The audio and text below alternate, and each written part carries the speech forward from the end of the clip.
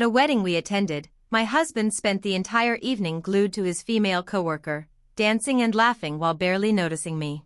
When someone asked if he was married, he casually replied, "Not really. It doesn't count when she's not interesting." The laughter filled the room. I stood there frozen. The next morning, he woke up alone and I realized my worth. "Is he married?" the woman asked loud enough for half the wedding reception to hear. I watched Asher glance at me, his wife of 4 years, then turned back to the stranger with that easy smile. "Not really. It doesn't count when she's not interesting." The words hung in the air while Joyce laughed beside him, her hand on his arm. I sat there, champagne glass frozen halfway to my lips as the entire table erupted in laughter. That was 3 hours ago. Now, I stood in our Beacon Hill apartment at 5:30 a.m. making his favorite breakfast, replaying those words while deciding exactly how interesting my revenge would be. Before we continue, if you've ever been dismissed as boring or not interesting by someone who should value you, please consider subscribing. It's free and helps us reach more people who need to hear this. Now, let's see what Willow does next. The eggs sizzled in the pan. Perfect whites with no crispy edges, just how Asher demanded them. My hands moved automatically through the routine I'd perfected over 4 years. Mash the avocado with exactly half a lime, 1/4 teaspoon of salt, spread it on whole grain toast at that specific golden brown shade, 1 coffee, dark roast, single sugar oat milk, the same breakfast I'd made yesterday and the day before. And every day since we'd moved into this overpriced apartment that he insisted we needed for his image. His first alarm went off at 6:15, then 6:20, then 6:25. I listened to him groan and hit snooze again, knowing he'd blame me later for not waking him up properly. Through the thin walls of our apartment, I heard our neighbor's TV already blaring the morning news. Something about the stock market. Asher would want to know the numbers, would pretend to understand them over breakfast while texting Joyce about their morning meeting. I found myself staring at the receipt that had fallen from his jacket pocket yesterday. 2 lattes from the expensive place on Newbury Street. Timestamped 3:47 p.m. When did 1 coffee become 2? When did grabbing coffee with a colleague become a daily ritual that didn't include me? I tucked the receipt back where I'd found it. Let him think I was still the oblivious wife who never checked pockets, never questioned late nights, never wondered why Joyce's name lit up his phone more than mine did. At 6:45, Asher finally stumbled into the kitchen, hair sticking up at odd angles, already scrolling through his phone. No good morning, no kiss, just a grunt of acknowledgement as he sat at our small dining table, thumb moving rapidly across his screen. "Joyce needs me to review her presentation before the morning meeting," he announced, not looking up. "Might be late tonight, too. The Morrison project is heating up." The Morrison project. Everything was the Morrison project these days.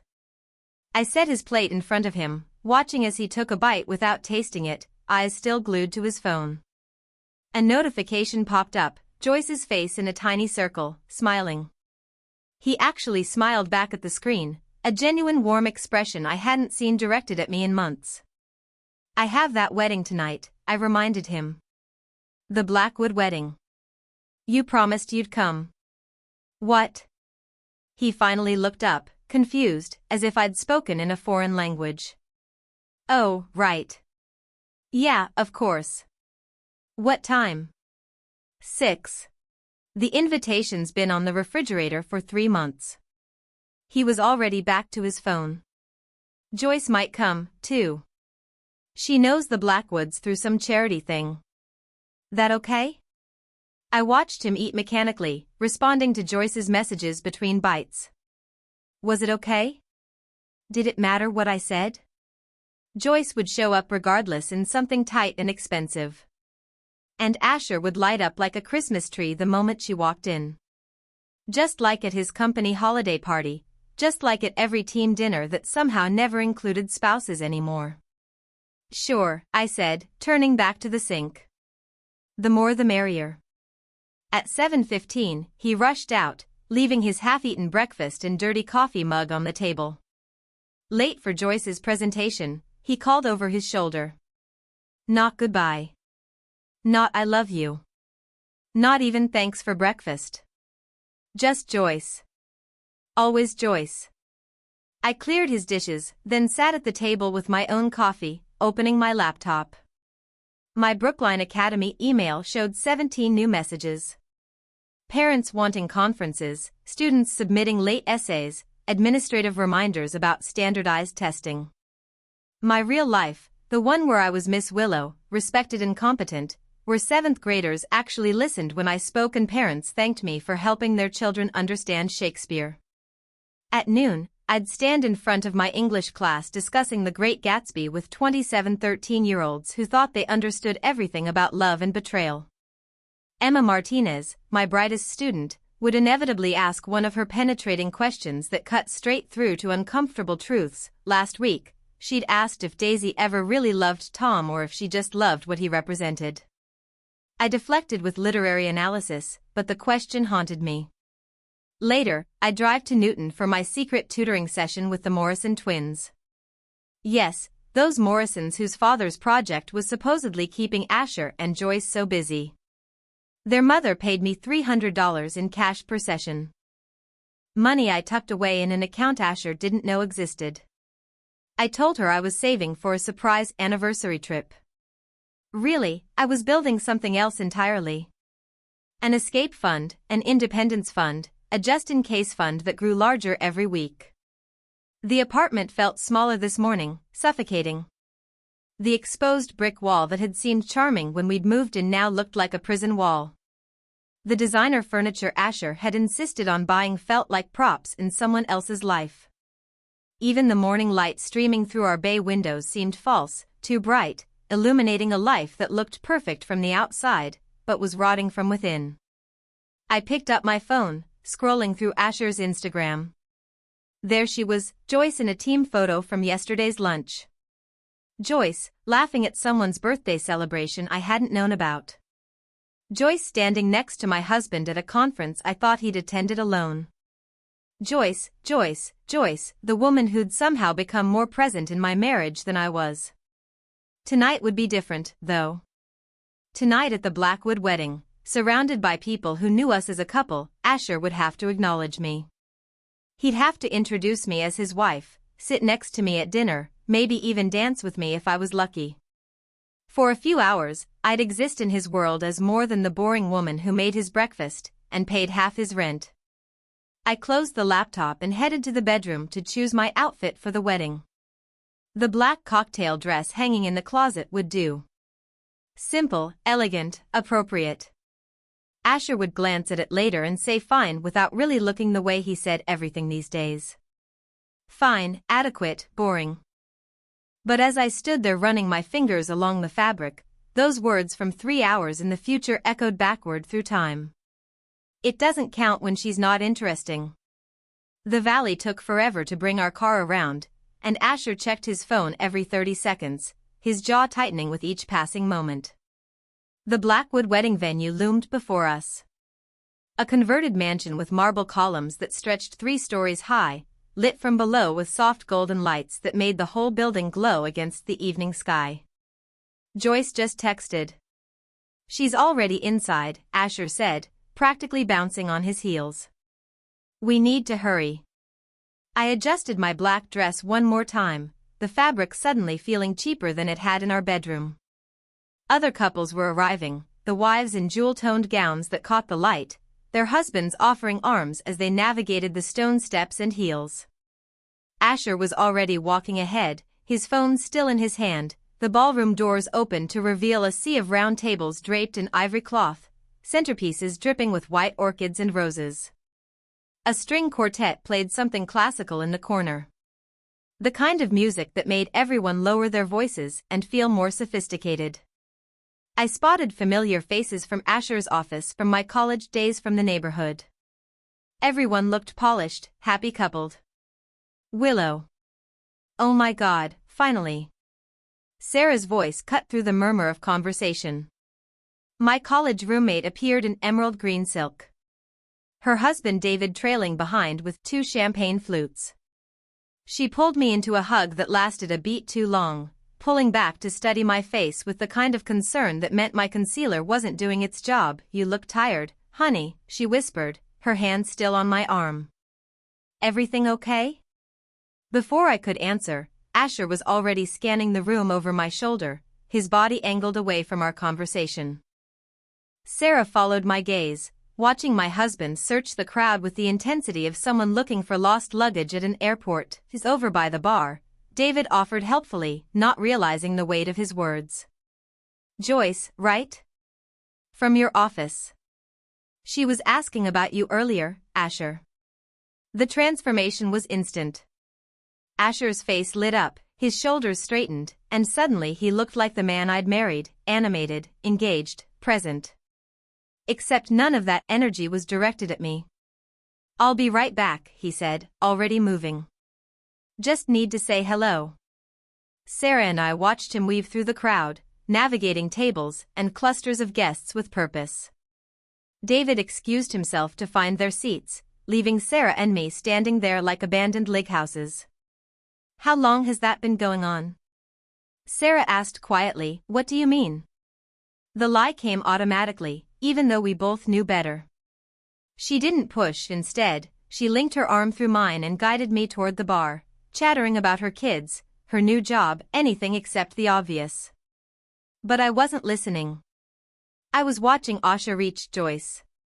The crimson dress should have looked garish in a sea of pastels and navy, but on Joyce, it looked like confidence, like power, like everything I wasn't. Her blonde hair fell in waves that probably cost more than my entire outfit. When Asher approached, she turned toward him like a flower finding sun. Her whole body lighting up with recognition. I watched him help her with her wrap, a delicate silver thing that had slipped from her shoulders. His hands lingered there, adjusting fabric that didn't need adjusting, while she tilted her head back and laughed at something he said. The sound carried across the ballroom, bright and tinkling, drawing glances from other guests. "Their inside joke from yesterday's meeting," I heard Joyce say as Sarah and I got closer. "You should have seen Peterson's face when you said that thing about the quarterly projections." Blackwood herself caught my eye from across the room and offered a sympathetic smile that felt worse than outright pity. By the fifth dance, I'd given up pretending to check my phone and simply sat there, champagne untouched, watching my husband dance with another woman while everyone watched me watching them. Sarah had tried to make conversation, but even she'd run out of small talk. That's when Margaret Blackwood descended on our table like a perfumed vulture in St. John knit. "Darling," she settled into Asher's empty chair with the authority of someone who owned every room she entered. "I don't think we've properly met. I'm Margaret, Susan's mother, and you are Willow Richardson." I managed. "I went to school with Rebecca." "Oh, how lovely." Her voice carried the way voices do when they're meant to be overheard. "And that handsome man dancing with the blonde. Is he with you?" I felt the blood drain from my face. Sarah started to interject, but Margaret waved her off. "Such a beautiful couple they make." Margaret continued loud enough that the table next to us turned to look. "The way they move together, like they've been dancing for years." "Is he married, dear?" The question hung in the air like a sword waiting to drop. I could see Asher and Joyce returning to the table, both flushed from dancing. Joyce's hand possessively on his arm, they were laughing about something, heads bent together, completely oblivious to the small audience that had gathered around our conversation. "Well," Margaret pressed, her voice now carrying to 3 tables over. "Is your handsome friend married?" Asher heard her. I saw the moment the question registered. Watched him process it. Watched him glance at me.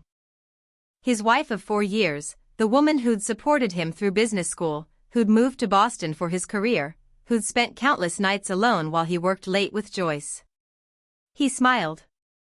That easy, charming smile that had made me fall in love with him at a coffee shop 6 years ago. "Not really," he said, his voice carrying across our corner of the ballroom. "It doesn't count when she's not interesting." The laughter erupted immediately.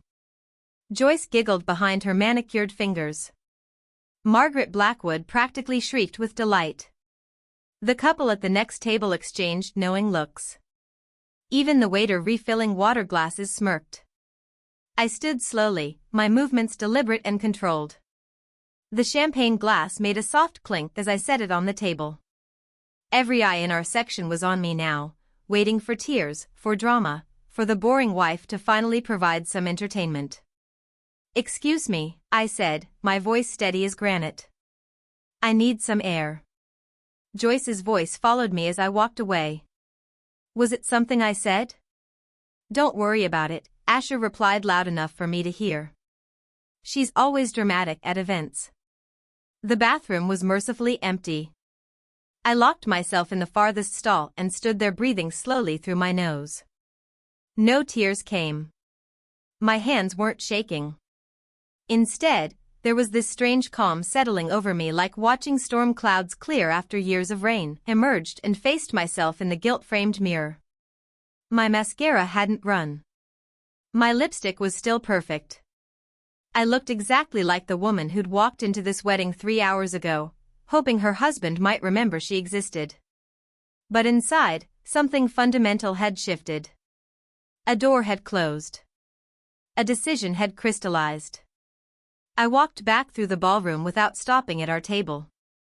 Asher was back on the dance floor with Joyce. Both of them laughing at something the DJ had said. Sarah caught my eye. I started to stand, but I shook my head slightly. This wasn't her problem to fix. The valet seemed surprised to see me alone. "Leaving already, ma'am?" "Yes." I handed him the ticket. "Just me." The drive home should have taken 20 minutes. I made it last an hour, winding through Cambridge's quiet streets, windows down despite the sharp March cold. The air bit at my cheeks made my eyes water in a way that had nothing to do with crying. At a red light on Massachusetts Avenue, I remembered the acceptance letter from Harvard's PhD program in comparative literature. I'd been 26, eager, brilliant according to my professors. But Asher had just gotten into Sloan for his MBA and we couldn't afford both programs. "Your career is more flexible," he'd said. "You can go back to school anytime." That was 5 years ago. The promotion at Wellington Prep that I'd turned down because it would mean evening classes, weekend grading, less time to support Asher's networking events. The head of the department had been shocked. "This opportunity won't come again, Willow." But Asher needed me available. Needed the stable income while he established himself. The fertility specialist appointments I'd canned last year. 3 months of tests and procedures. Then Asher's sudden announcement that he wasn't ready, might never be ready, and shouldn't I focus on being happy with what we had? I'd thrown away the medication, deleted the doctor's number, pretended my body hadn't been preparing for something that would never come. By the time I reached our apartment building, the strange calm had transformed into something harder, colder. Purpose maybe, or just the absence of hope finally bringing clarity. Our apartment was dark, silent, waiting. I moved through it like a ghost with an agenda. In the bedroom, I pulled my overnight bag from the closet. The one I'd bought for a weekend trip we never took. My grandmother's pearl necklace went in first, wrapped in tissue paper. Then her matching earrings, the engagement ring she'd worn for 60 years before leaving it to me. From the living room cabinet, I carefully removed the china she'd also left me. 12 play settings of Spode that Asher had wanted to sell because who needs fancy plates? Each piece went into bubble wrap I'd saved from Amazon deliveries. These plates had survived the Depression, 2 wars, 3 moves across the country. They weren't staying here to watch my marriage die. My laptop was next.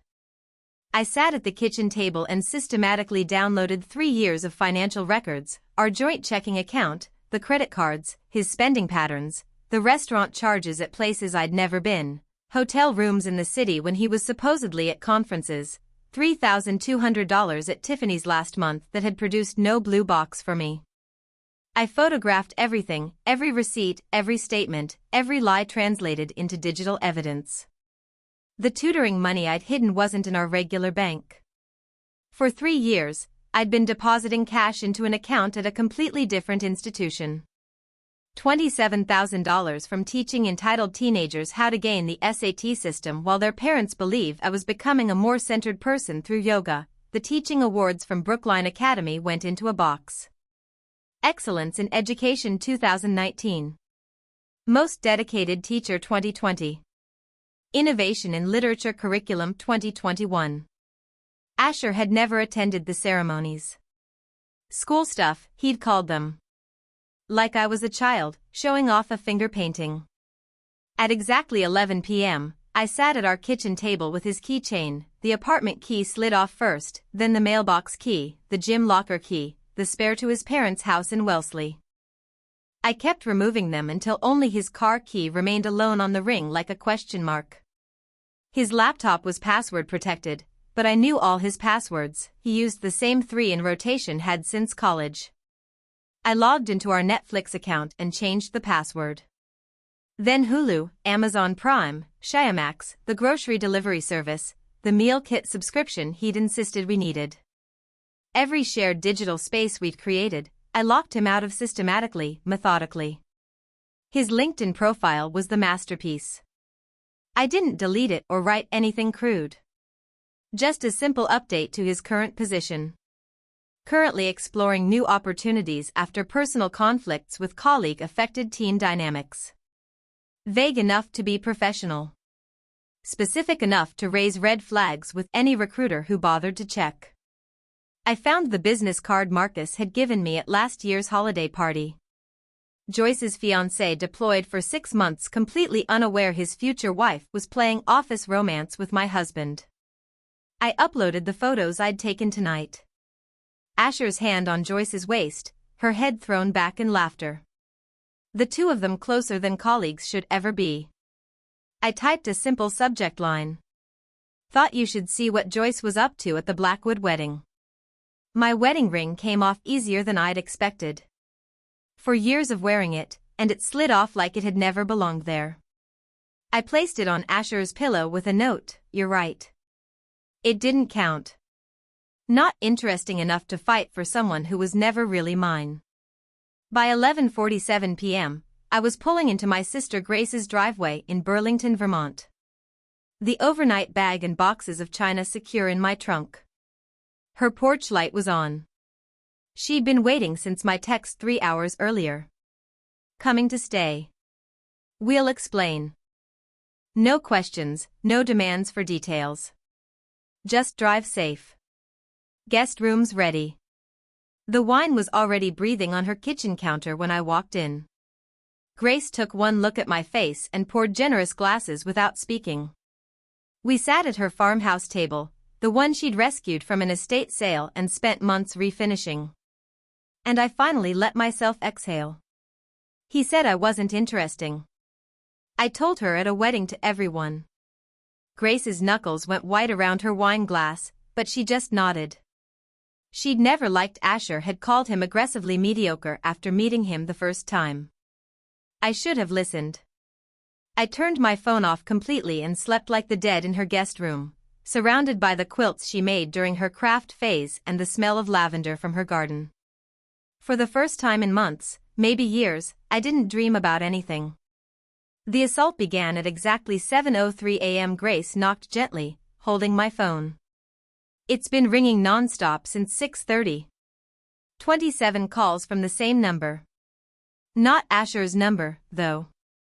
I took the phone, saw the unfamiliar Boston number, and knew immediately. He was calling from the apartment lobby. The keypad phone because he couldn't get in. I powered it on, and the screen exploded with notifications, 43 missed calls, 19 voicemails, 67 text messages. The first voicemail was timestamped at 6:31 a.m. Willow, what the hell did you do to the locks? This isn't funny. I'm locked out of my own apartment. His voice was more confused than angry. Still in denial. The second at 6:45. Seriously, this is ridiculous. I have a meeting at 8. Fix the locks now. By 6:52, panic had crept in. My credit card just got declined at Starbucks. What's going on? Did you cancel my cards? At 7:01, full rage. You're insane, you can't just lock me out and steal my money.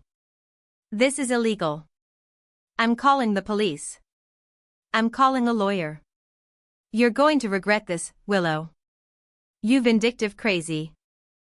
I deleted the rest without listening. Grace sat beside me, reading the text messages over my shoulder. Most were variations of the same theme, demands, threats. Then buried among them one from an unknown number. This is Joyce. I don't know what you told Marcus, but you've ruined everything. I hope you're happy. Marcus is her fiancé. I explained to Grace. Army deployed.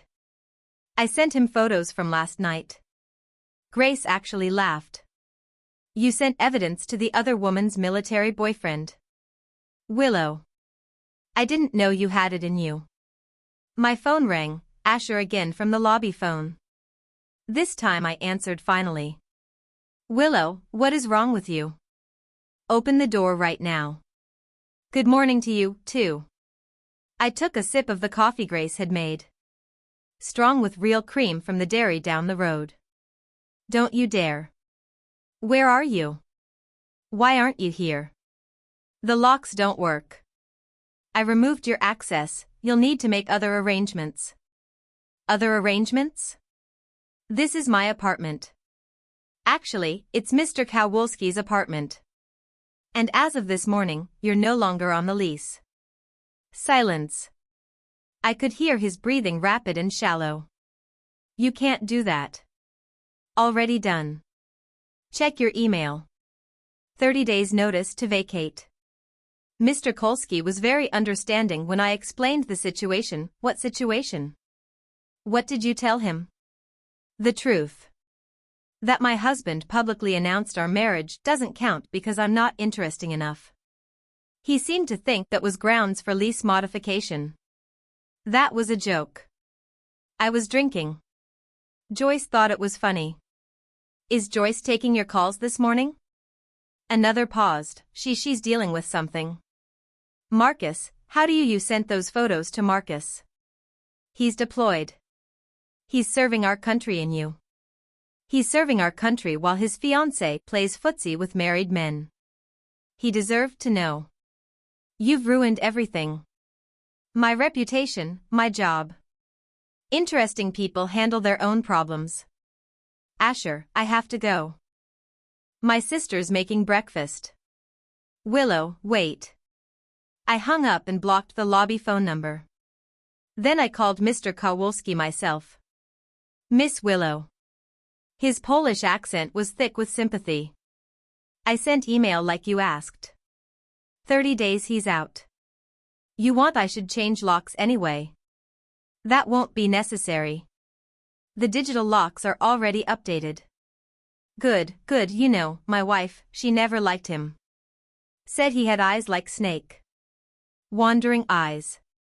By 9 a.m., my phone was buzzing with a different kind of call. Sarah, breathless with gossip. Willow, you're not going to believe this. David just told me he works in HR. Remember, Joyce has done this before.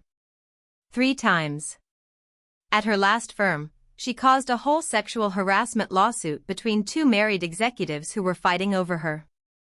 The firm transferred her to Boston to avoid the scandal. I sat up straighter. She's done this before. It's like her thing. She targets married men in positions of power, creates these emotional affairs, then plays victim when things explode. David says there was already paperwork started to transfer her to Denver because someone filed a complaint last month. Not about Asher, about her behavior with a different married manager. Asher was just another target. The easiest one probably. David says everyone at the office knew about them. The late meetings, the lunches, the constant texting. Joyce apparently told people you were separated, that the marriage was already over. We weren't separated. I made him breakfast yesterday morning. I know, honey. I know. But here's the best part. Marcus showed up at their office an hour ago. My coffee cup froze halfway to my mouth. What? He got emergency leave. Flew back from Germany overnight, walked into the downtown offices with a stack of printed emails and photos.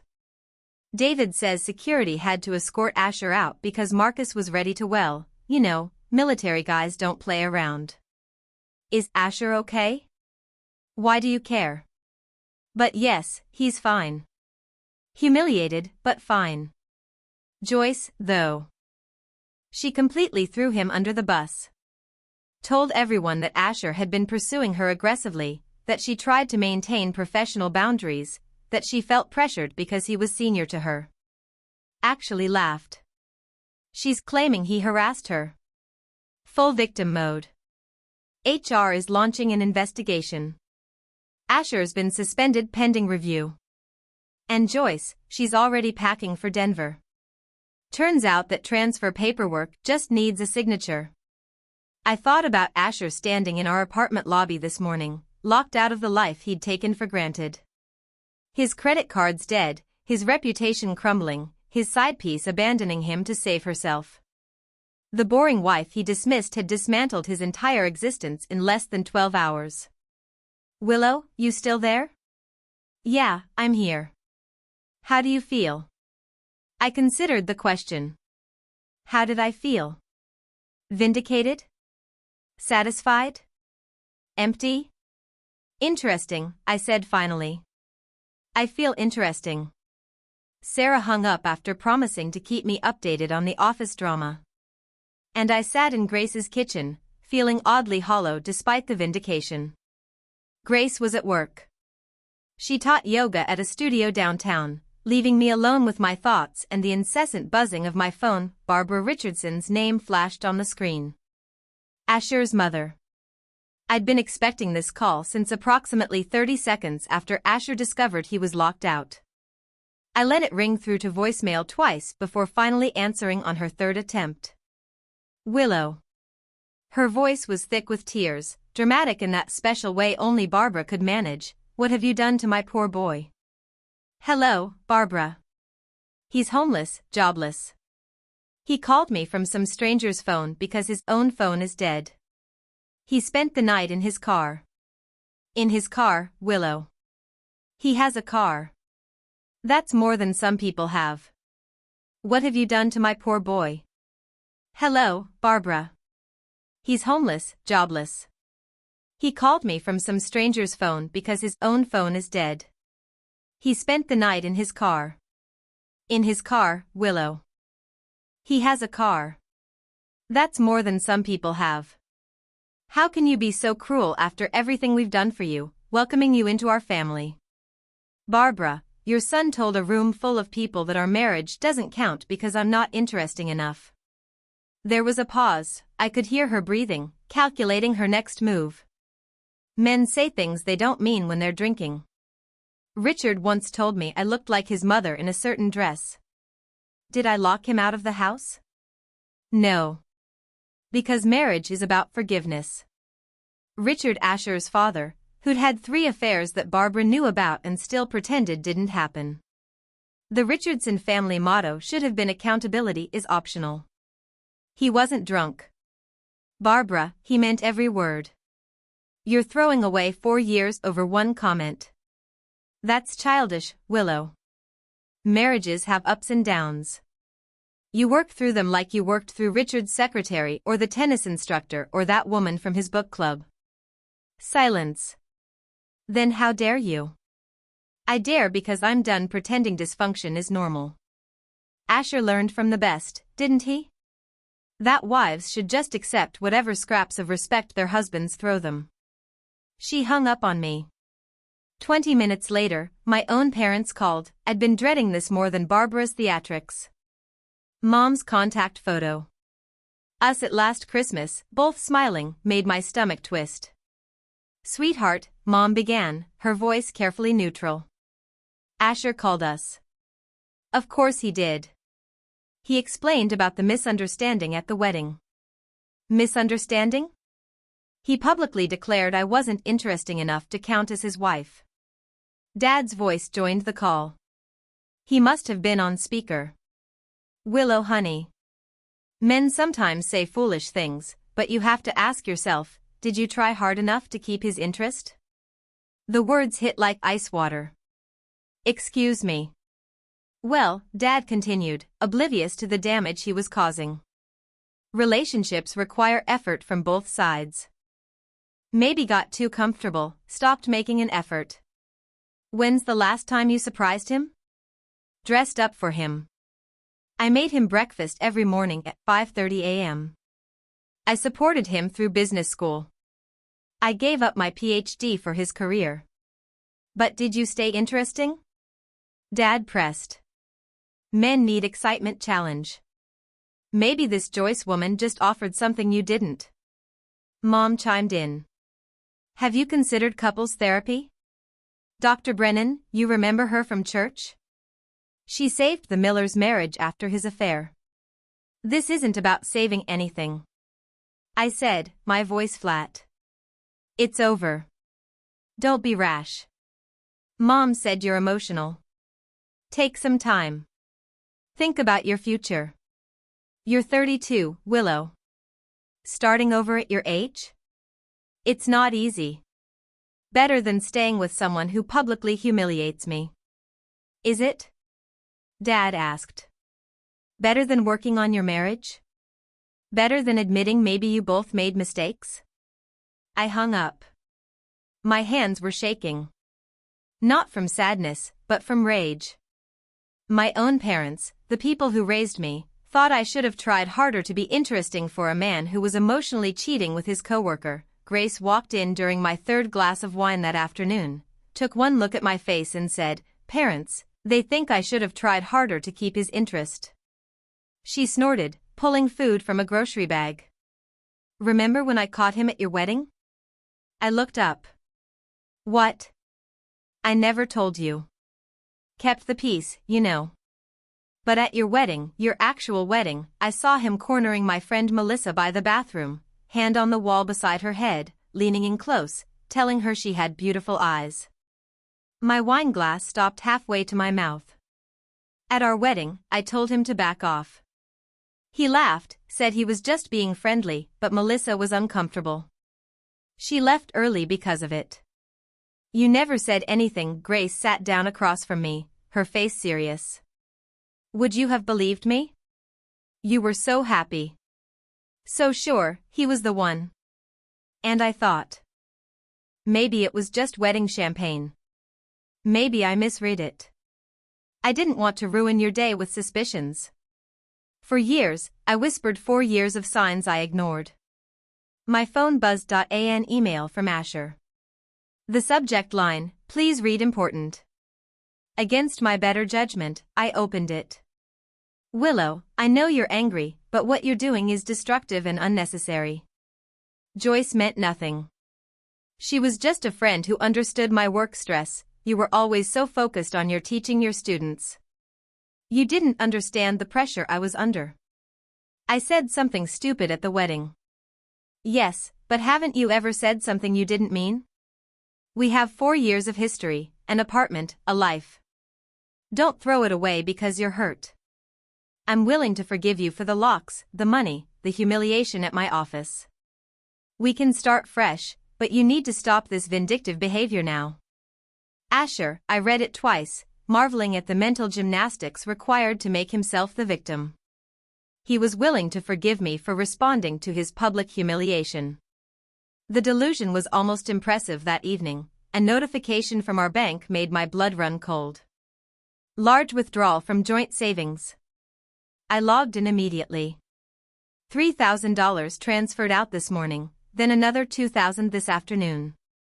He was draining what was left before I could stop him. I called the bank, but they explained that as a joint account holder, he had every right to withdraw funds, unless I could prove fraud, which I couldn't. The money was gone. I pulled up 3 months of statements, really studying them for the first time. Charges at hotels in Boston during conferences that were supposedly in other cities. Restaurant bills for 2, always 2, at places I'd never been, theater tickets, concert tickets, even a wine tasting weekend in the Berkers last month when he'd said he was visiting his brother. I screenshot every suspicious charge, every hotel receipt, every dinner for 2 that I'd never attended. The Berkshires trip hurt the most. I'd spent that weekend helping my teacher friend prepare her classroom for the new school year while Asher was supposedly bonding with his brother in Connecticut. The evidence file on my laptop grew thicker with each discovered lie.my phone rang just as I finished documenting the last 3 months. Unknown Boston number. Hello, Mrs. Richardson. This is Margaret Blackwood, the wedding gossip queen. I braced myself for another round of humiliation. Margaret. Dear, I owe you an apology. Her voice was different, softer, without its usual theatrical edge. What happened at Susan's wedding was unconscionable. I provoked that situation, and I'm deeply sorry. I didn't know what to say. Margaret Blackwood had never apologized for anything in her life. However, she continued, I thought you should know that several guests recorded the incident on their phones. The video is, well, it's making rounds through Boston society. Someone added a caption, how not to treat your wife. Your husband has become quite infamous. The video is circulating like wildfire, dear. The Petons' dinner party last night, it was all anyone could discuss. That Joyce woman's reputation is equally destroyed. Of course, pursuing a married man at a wedding. The audacity. She paused, then added quietly. I've been married 43 years, Willow. Richard has his faults, but he's never once failed to claim me as his wife. What your husband did, that wasn't just cruel. It was cowardly. You deserve better, and frankly, I should have said so at the wedding instead of stirring the pot. Thank you, Margaret. I'll keep you informed of any developments. Boston society has a long memory for scandals like this. She hung up, leaving me stunned. Margaret Blackwood, the woman who lived for drama, had just become an ally. The next surprise came an hour later.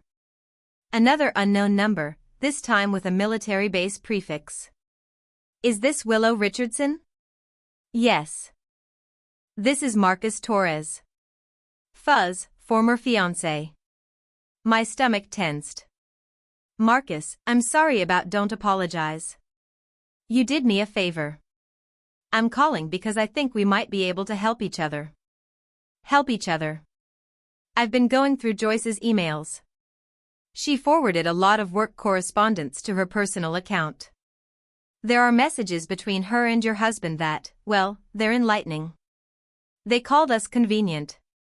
Both of us said we were stable, but boring and good for their careers.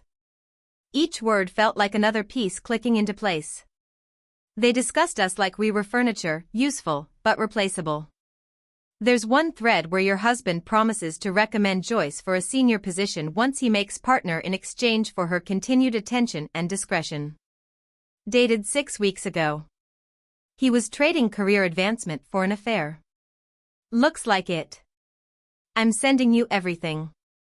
Use it however you need. Willow, there's something else. Joyce did this at her previous firm in Chicago and the one before that in Miami. It's a pattern.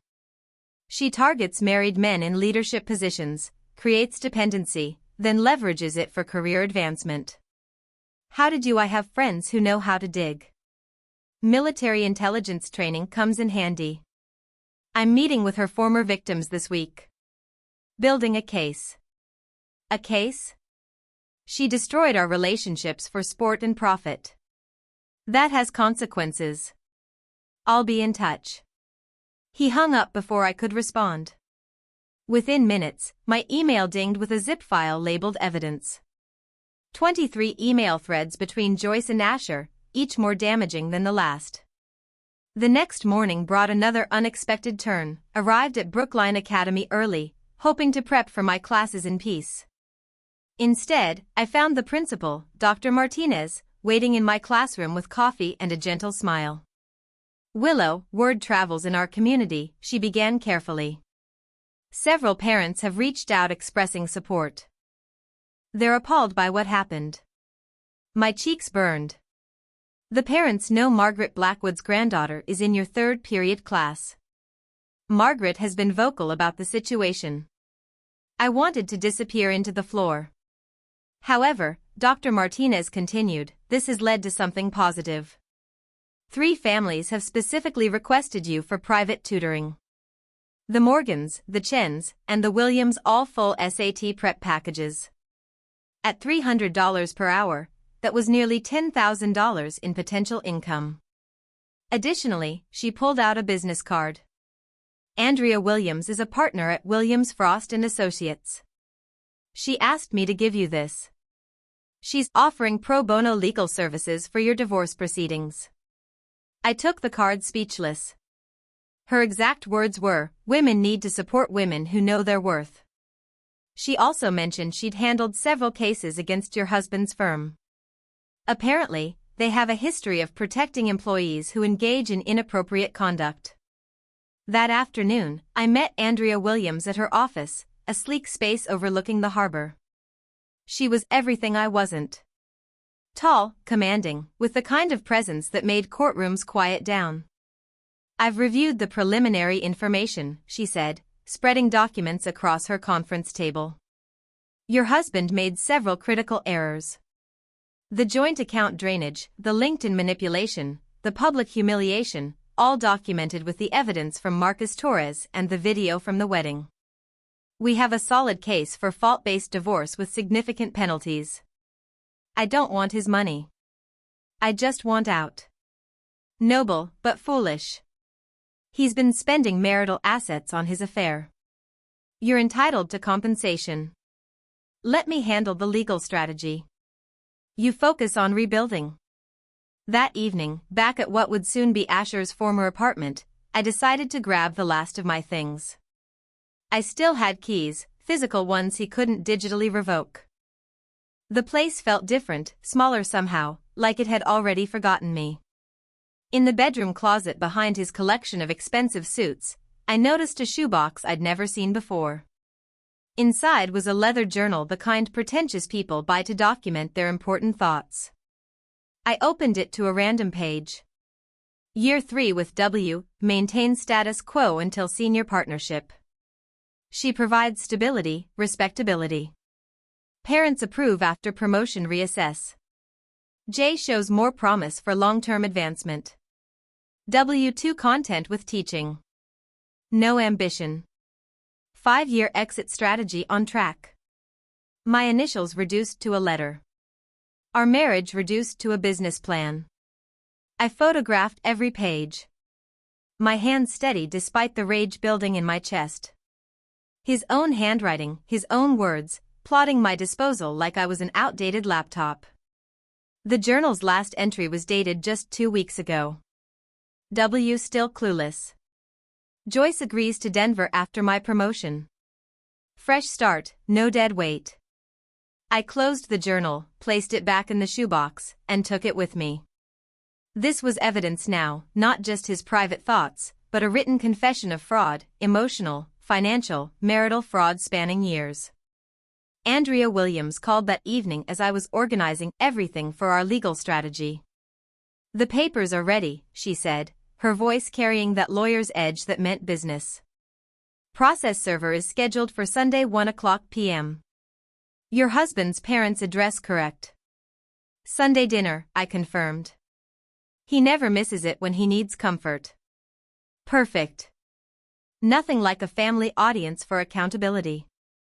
Sunday arrived gray and drizzling, matching the mood perfectly. At 10:07 p.m., my phone rang. "Barbara Richardson, right on schedule, you vindictive witch," she screamed before I could say hello. "How dare you humiliate him in our home? In front of his father, his brother, the children. Barbara, your son humiliated me in front of hundreds at a wedding. This seems proportionate." He was served divorce papers at our dining table. During grace, Father Murphy was here, even better than I'd imagined. "Public humiliation apparently runs in your family, Barbara." He gave it out. "Now he's getting it back. You've destroyed him, his career, his future. He destroyed those himself. I just stopped hiding the debris." She hung up on me, but not before I heard Asher yelling in the background about calling his lawyer about defamation, about destroying me in court. Monday morning, my recruiter friend Diane texted me, "You need to see this." She sent a screenshot from LinkedIn. Someone had captured Asher's profile during the brief window when I'd edited it. Currently exploring new opportunities after personal conflicts with colleague affected team dynamics. The screenshot was circulating through Boston's professional networks with the wedding video attached. The comments were brutal. "This is why we need better HR policies. Imagine destroying your marriage and career for an office affair. My company would never hire someone with this judgment. That poor wife. At least she got out." Diane's next text. "His profile views dropped 90% this week. Recruiters are actively avoiding him. That video plus the LinkedIn edit. He's radioactive. Even his uncle's insurance firm withdrew their offer," she added. "Nobody wants the liability." Wednesday was the mediation meeting. Andrea had prepped me extensively, but nothing could have prepared me for seeing Asher again. He looked smaller somehow, his suit wrinkled, his perfect hair unkempt. Joyce's absence was palpable. She'd refused to attend, claiming she was the victim in all this. His lawyer, a tired-looking man named Gerald, opened with standard demands. "My client seeks a clean division of assets 50-50 and spousal support given Mrs. Richardson's higher earning potential as a teacher with tutoring income." Andrea actually laughed.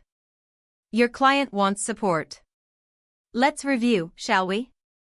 She spread bank statements across the table with theatrical precision. Mrs. Richardson paid 70% of household expenses during Mr. Richardson's MBA program. 70%. She highlighted line after line with a yellow marker.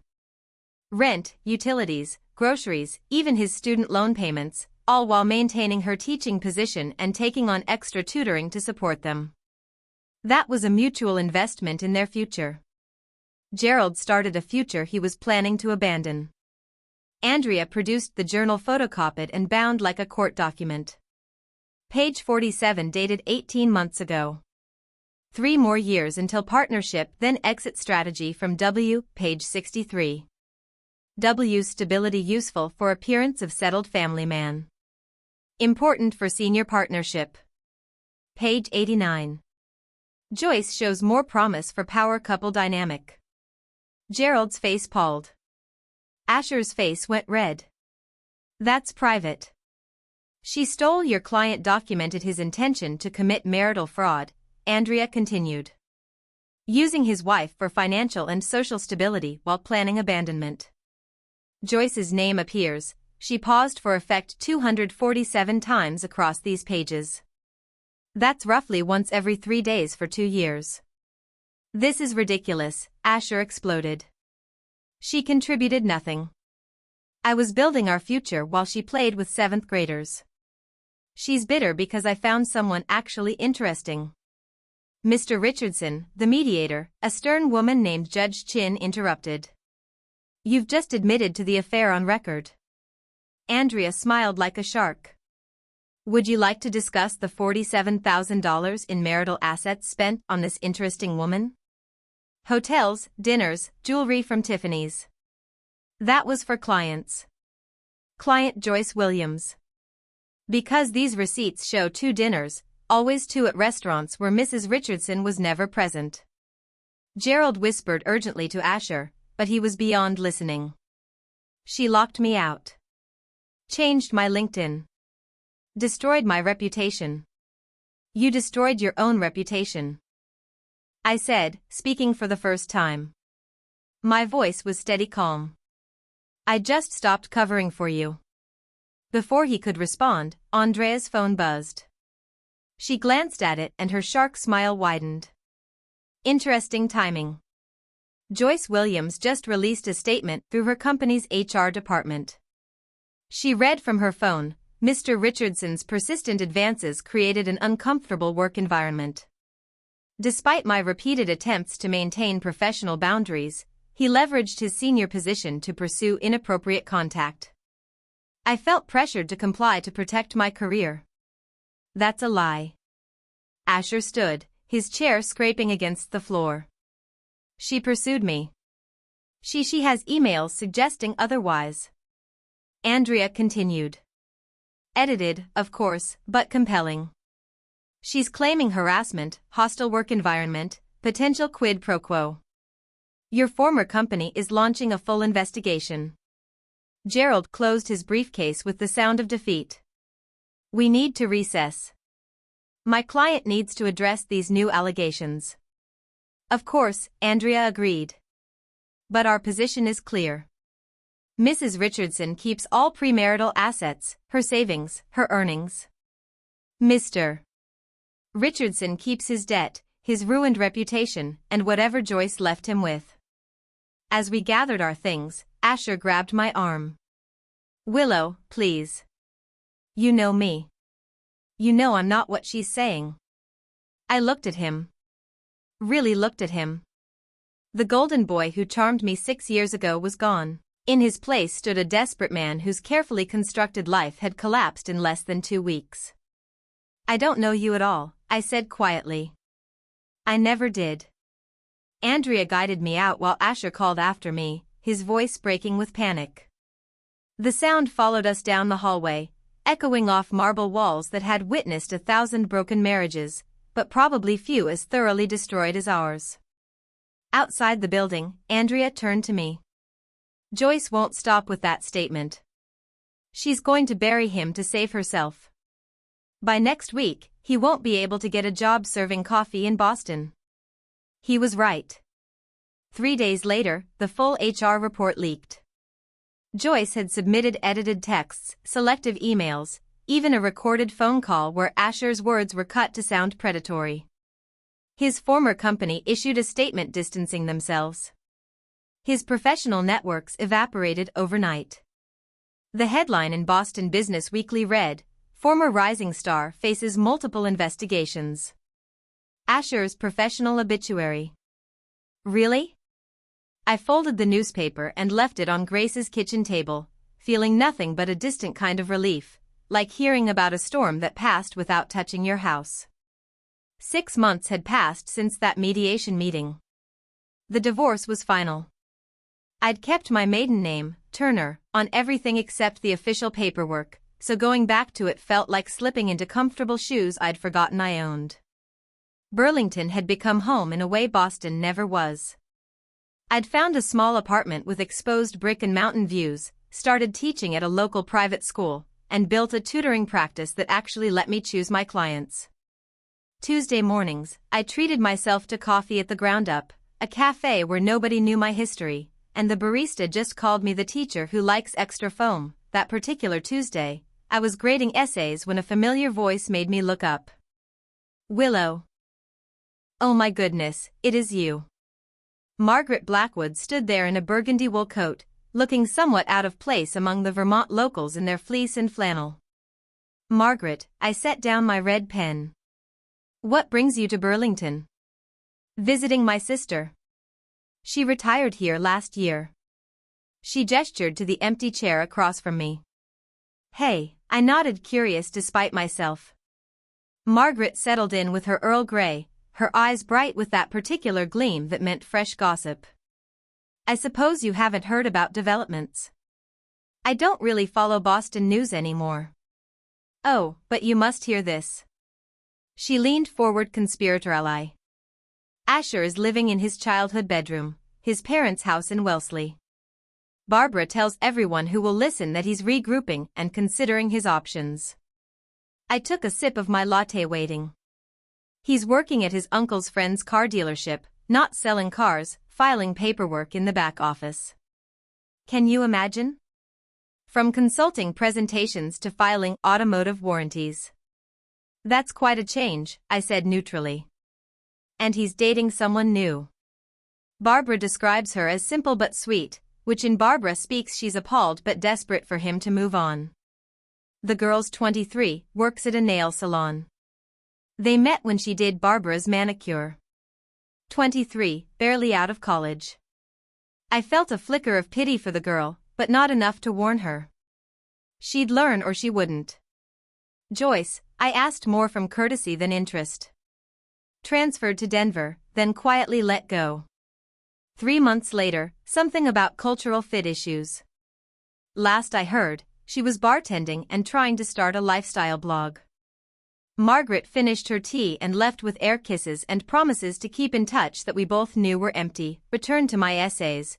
Red pen moving across pages about Gatsby's green light and what it meant to chase impossible dreams. Thursday afternoon was the Brooklyn Academy faculty meeting via video call.